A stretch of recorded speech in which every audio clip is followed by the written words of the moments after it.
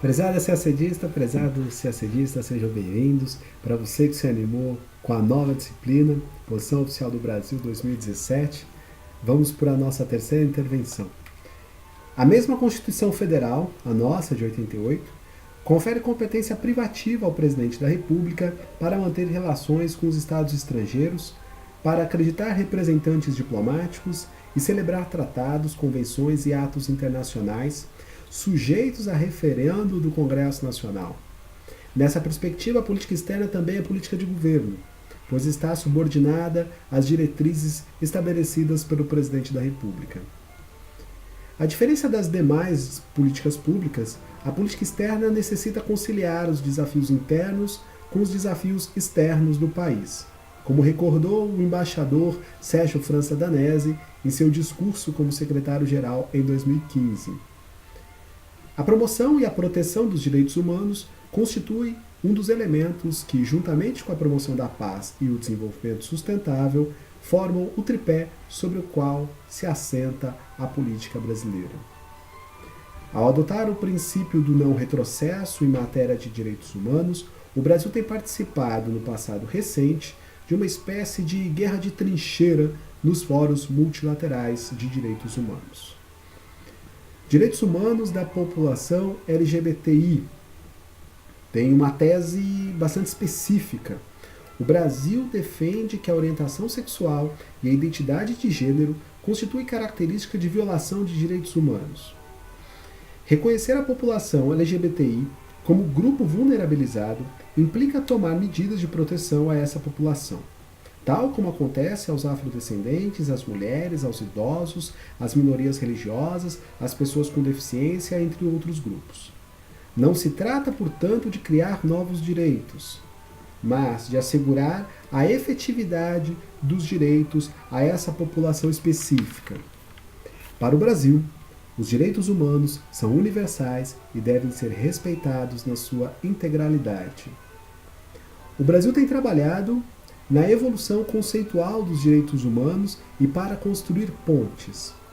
O recente avanço obtido para a proteção das pessoas LGBTI, com a criação da figura do perito ou perita independente sobre a discriminação e violência baseada em orientação sexual e identidade de gênero, foi histórico. Esse efeito, contudo, não desvia a atenção do Brasil para o fato de que os demais desafios importantes permanecem na agenda.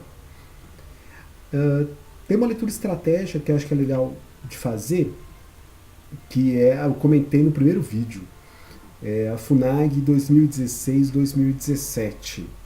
Acho que ler umas 2 vezes, eu acho que vai ser interessante. Não sei se dá tempo agora para a questão dos 20 dias da prova, mas é uma das leituras que eu diria que são prioritárias, tá? FUNAG 2016-2017. É justamente sobre a posição oficial do Brasil. Entenderam? Tranquilo?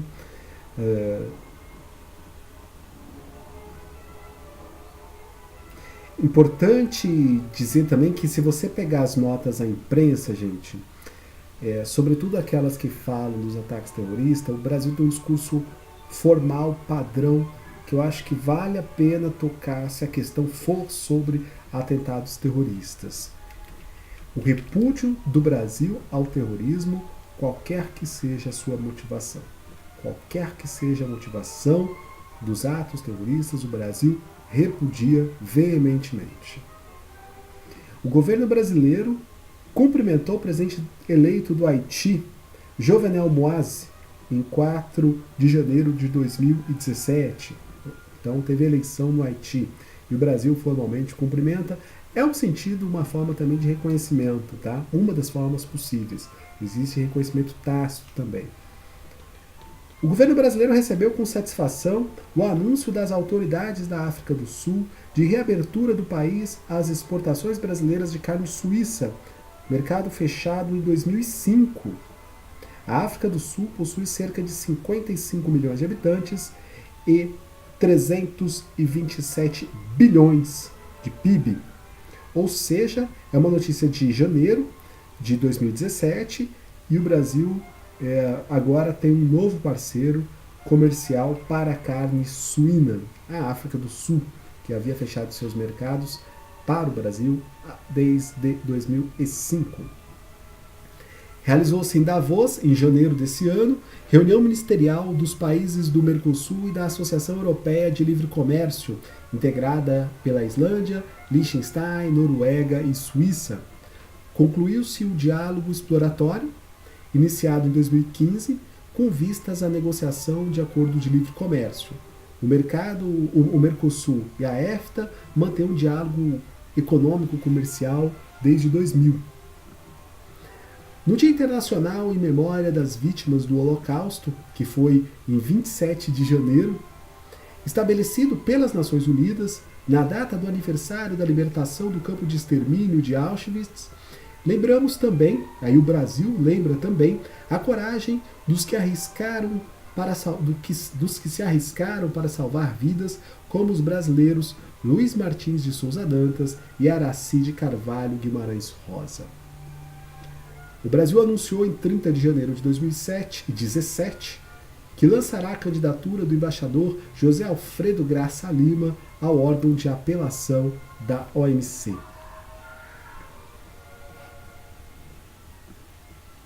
Bem, eu tenho uma fala do ministro Aloysio Nunes, que eu acho que é importante você tomar nota. Vou, por motivos pessoais, me ater ao que está escrito no discurso, mas aí vocês já me dão esse desconto, porque agora nós somos candidatos, nós precisamos fazer a defesa da República Federativa do Brasil, a despeito das nuances do governo. Primeiro, o ministro faz um destaque ao avanço do Brasil nas últimas décadas, a importância do Estado de Direito, ele faz uma distinção entre o que ele chama de turbulência política e o que ele chamaria de turbulência institucional, ou seja, ele visualiza a turbulência política, mas ele reforça a importância das instituições continuarem funcionando. Ele faz um destaque em relação às nossas reservas internacionais e a nossa condição de potência agrícola e potência ambiental. Fala da importância estratégica da modernização do Estado brasileiro, diz que a prioridade da sua gestão é a América do Sul e fala um pouco do desafio do Brasil ao acesso aos mercados globais. Muito bem. Vou falar agora sobre o Departamento da América do Sul Meridional, e um pouco uma fala oficial do Brasil, lógico, sobretudo em relação às relações bilaterais do Brasil com o Paraguai. O comércio com o Brasil ele tem um crescimento aproximado aí da ordem de 3,5%. Há um crescimento das importações de produtos paraguaios. O Brasil tem participado e integrado de em cadeias produtivas com o Paraguai. Há, inclusive, uma interconexão de estrutura física, inclusive a segunda ponte, né, de Foz do Iguaçu, pelo menos ela vai servir, a ideia é que ela sirva exclusivamente para transporte de carga, por exemplo, ali do Alto do Paraguai, e também vai servir, claro, para exportação de produtos brasileiros. Tem uma terceira ponte em Ponto Murtinho, no Mato Grosso do Sul. Ou seja, são alternativas aí para o escoamento do produto agrícola, tanto essa segunda ponte em Foz do Iguaçu, quanto que é exclusiva para carga, quanto a terceira ponte em Ponto Murtinho. Aliás, a ponte, até a informação que eu tenho, ela já foi licitada, já tem licenciamento ambiental e vai estar sendo administrada pelo lado brasileiro pelo DENIT, e foi orçada em nada menos do que 230 milhões de reais. Super importante para a gente se integrar na cadeia produtiva e para escoar os produtos brasileiros, não tenha dúvida disso. Segunda ponte de Foz do Iguaçu e terceira ponte em Porto Murtinho. a segunda que já foi licitada, tá? E, claro, é importante colocar essa relação bilateral sempre no contexto regional, e aí falar do Mercosul, da União Europeia, por exemplo.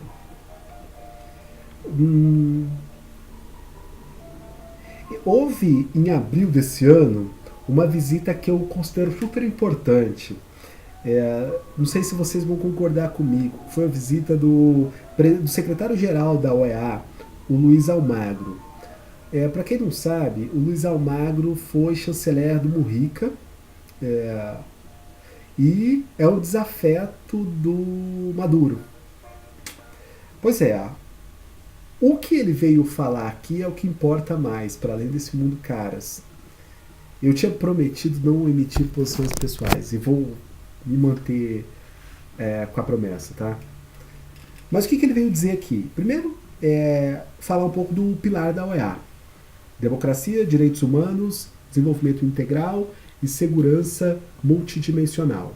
Democracia, direitos humanos, desenvolvimento integral e segurança multidimensional. Ele fez uma ênfase, claro, na situação da Venezuela, na situação da conjuntura política, levaria esse assunto à próxima Assembleia Geral da OEA e fez uma referência explícita à candidatura da doutora e professora Flávia Piovesan à Comissão Interamericana de Direitos Humanos. Entraria no lugar do Paulo Vanucci. E de fato foi o que aconteceu. Nós já estamos, afinal de contas, em setembro e já sabemos disso. Em relação à Venezuela, ele faz um discurso oficial de que existe um processo de deteriorização das condições de vida.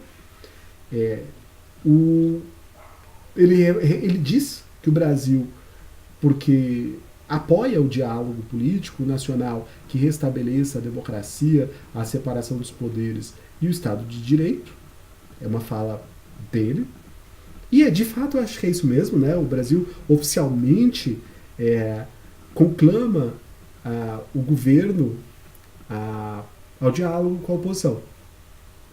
É que o Brasil ele tem falado do judiciário da Venezuela, tem falado em democracia da Venezuela, mas oficialmente, e eu acho que é isso que conta para a nossa terceira fase, é conclamar ao governo a sentar-se com a oposição para um diálogo franco e transparente.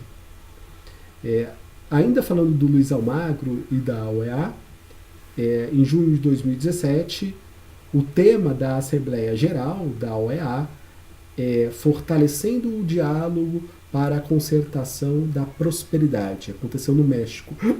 Perdão, gente. Fortalecendo o diálogo para a concentração, ou melhor, para a concertação da prosperidade. Muito bem, os atributos da Flávia Piovesan provavelmente não vão cair no concurso a título personalíssimo dessa forma, mas entre os atributos dela está a qualificação profissional, acadêmica e o respeito que ela goza no âmbito internacional, tá bom? Foi eleita, por sinal. O OEA é uma força moral no continente. Carta da OEA e a Carta Democrática Interamericana. Instrumentos importantes referidos no discurso do secretário-geral da OEA quando esteve no Brasil, Luiz Almagro. Muito bem. Em junho, agora, o Brasil realizou a passagem de comando para o 26º e último contingente militar de tropas brasileiras, na MINUSTAH, exatamente. Nosso general Jacques Porto Pinheiro, Force Commander na MINUSTAH. 13 anos de MINUSTAH, né? Eu acho que eu comentei no vídeo de Direito Internacional que você está acompanhando, que eram depois de 10 anos, não? Já fizemos 13 anos, tá? E nós, oficialmente, vamos dizer que contribuímos para a estabilização, que atuamos na ajuda humanitária, especialmente em 2010, depois do furacão. Beleza? Se você quiser gastar aí o seu português, eu acho importante você citar o general Jacques Porto Pinheiro. As novas tendências observadas na aplicação de sanções multilaterais obrigatórias conferem ao tema ampliada relevância para a diplomacia brasileira. Os processos de Interlaken, de Bonn-Berlin e de Estocolmo inauguraram uma nova etapa no tratamento do tema. O Brasil está comprometido, ou melhor, o Brasil não está comprometido, não é isso não. O Brasil dá cumprimento a todos os regimes de sanções postos em vigor pelo Conselho de Segurança. Esse é o nosso guarda-chuva, Conselho de Segurança.